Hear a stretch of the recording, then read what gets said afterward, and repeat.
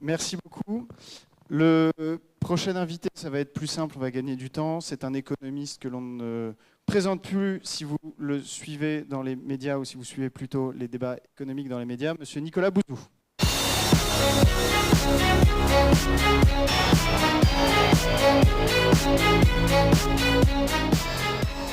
Et en plus, le timing est bien tombé puisqu'il publie un livre cette semaine, ce jeudi, sur l'éternel sursaut français. Est-ce que vous pouvez nous en dire quelques mots?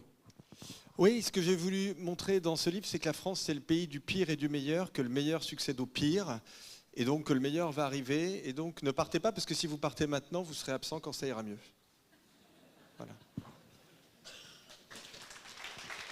Très belle entrée en matière. Qu'est-ce qui explique qu'au fond, dans l'histoire de France, on alterne entre des périodes de blocage, de déblocage, et qu'on a un peu l'impression que c'est un film qui revient au fil des siècles? Mais tu sais, je ne suis pas certain que la France soit un pays aussi bloqué que ça. Je pense que c'est un peu un cliché. En réalité, la France, c'est surtout un pays qui est un pays conflictuel. C'est un pays agité.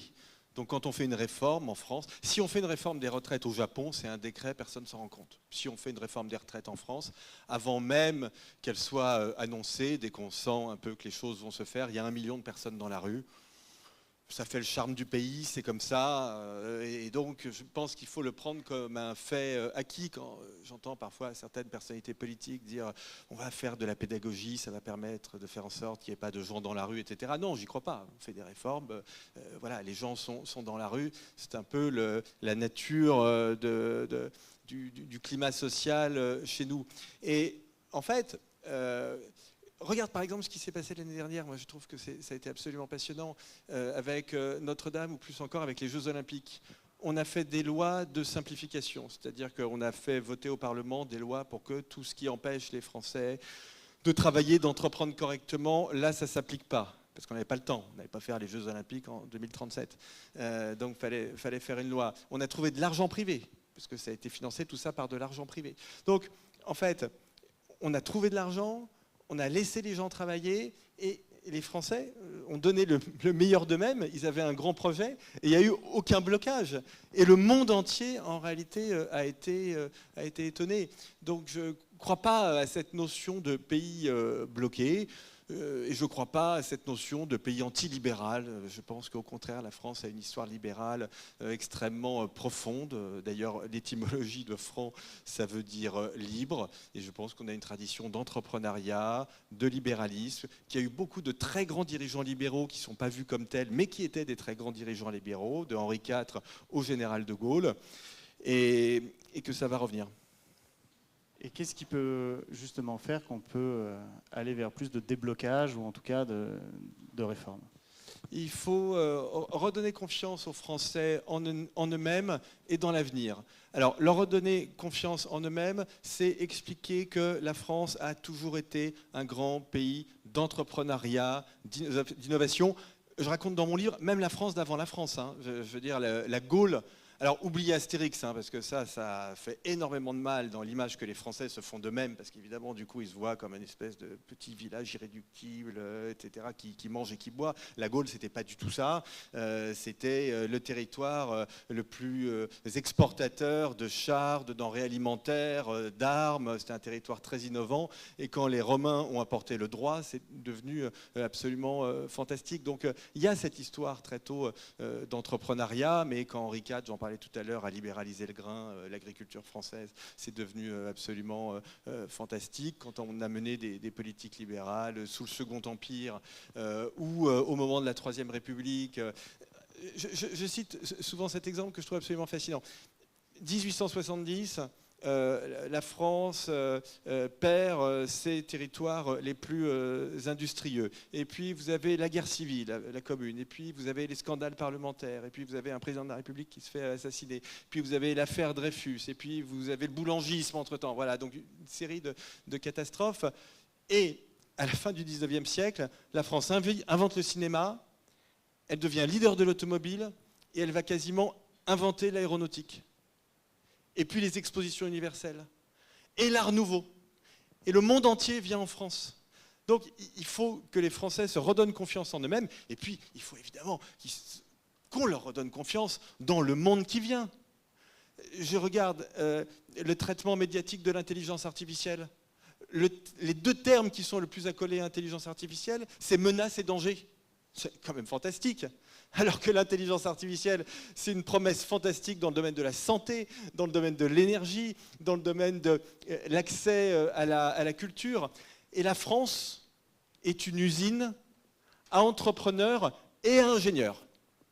Donc spontanément, nous devons être le pays le plus à l'aise dans ce type de contexte. Donc il faut redonner confiance aux Français. Un contre-exemple parfait, ça a été les débats que j'ai trouvés, je vous le dis comme je le pense, lamentables sur le Mercosur ces derniers, où on a présenté l'agriculture française comme une toute petite chose qu'il faut protéger.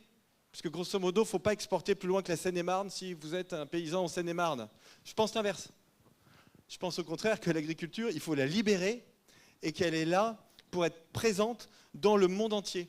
Mais il faut que nous, les libéraux, on soit aussi plus à l'initiative. Hein, parce que sur le Mercosur, on n'était quand même pas nombreux. Et parmi les mesures un petit peu concrètes, rapides, qui pourraient être mises en œuvre pour débloquer à la fois l'économie et les mentalités? Déjà, tu as raison de parler de mesures concrètes, parce que quand j'entends certains de mes amis libéraux dire il faut simplifier ou il faut baisser la dépense publique, c'est pas comme ça qu'on va y arriver. Hein. C'est comme si un socialisme dit il faut augmenter les salaires, hein. C'est le même niveau. Hein. Donc il faut donner des perspectives et faire des propositions concrètes. Je te donne 3 exemples, il reste 3 minutes, je te donne 3 exemples concrets. On s'est complètement fait cornériser au moment de l'attaque Zuckman, ça a été absolument catastrophique. Cette mesure, je ne sais même pas la qualifier, a fait le débat public pendant 2 semaines. Allons au bout de la logique. Moi, je pense qu'on a besoin de capital dans ce pays. On a besoin de capital, notamment pour financer cette fantastique évolution technologique. Moi, je propose, par exemple, 0 impôt, 0 fiscalité sur les dividendes. Ça coûte 3 milliards d'euros, financé par une diminution des aides aux entreprises. Voilà, ça, c'est une mesure concrète. Deuxième proposition, le statut de la fonction publique. Allons-y, moi je suis pour la suppression du statut de la fonction publique. Notre ami l'historien... Je vais vous dire un truc que vous ne savez pas, parce que vous êtes pour, je ne suis pas trop étonné. Notre ami Raphaël Daon, historien brillantissime, me disait l'autre jour qu'il a consulté un sondage qui montre qu'une majorité de gens de gauche sont favorables aux suppressions du statut de la fonction publique. Et puis, dernier exemple, la question de la simplification. C'est l'exemple que je prenais avec Notre-Dame et avec les Jeux Olympiques. Il ne faut pas simplement dire il faut simplifier, il faut expliquer pourquoi et il faut expliquer comment. J'essaie de faire ça dans mon livre. Je suis confus pour l'autopromotion, mais enfin tu m'as tendu la perche. Il y a un petit livre de Robert Badinter absolument fantastique qui s'appelle, qui porte sur l'histoire du Code civil. C'est absolument extraordinaire. Et il raconte très concrètement, le plus grand bien, voilà, un tout petit livre, ça fait 60 pages. Il raconte comment Napoléon a fait le Code civil, mais très concrètement, qui il a réuni, comment il a fait. Dans le même genre, je vous conseille aussi un livre, très très grand livre libéral, pas présenté comme ça, Les Mémoires du général de Gaulle. Il explique comment il a fait en 1958. Déjà, il explique qu'il se passionnait d'économie, que les médias disaient qu'il ne s'intéressait pas à l'économie, mais que c'est ce qui l'intéressait le plus, et qu'il y passait la moitié de sa journée. Et il explique qu'il a fait venir Pinet en 58, vichiste. Mais il a dit, bon, il me fallait un vieux qui représente un peu la confiance. Donc Pinet, pour remettre un peu d'ordre dans les finances publiques, il a fait ce que proposait Robin, à fort juste titre, au début de ton événement. Et puis après, il dit, j'ai demandé à l'économiste le plus libéral du pays, Jacques Rueff, d'expliquer comment on faisait pour libérer l'activité en France. Donc Rueff a fait son rapport, avec quelques collègues, mais c'était un rapport assez ramassé. Et puis le général de Gaulle l'a lu, il a dit, j'ai beaucoup aimé. Et j'ai dit au gouvernement, appliquez tout. Vous voyez, c'est simple. Et la France, dont les parlementaires avaient jeté la République le 10 juillet 1940, a eu les 30 glorieuses les plus brillantes de tout l'Occident. Grâce à cette politique libérale. Donc il faut faire pareil. Mais il faut plus de libéraux qui s'expriment plus fort. Parce que le problème, c'est qu'on n'est pas assez nombreux. Et qu'on ne défend pas assez nos idées, qu'on n'est pas assez à l'initiative. Et qu'il ne faut pas faut pas avoir peur de nos idées. Moi, je considère qu'elles sont bonnes.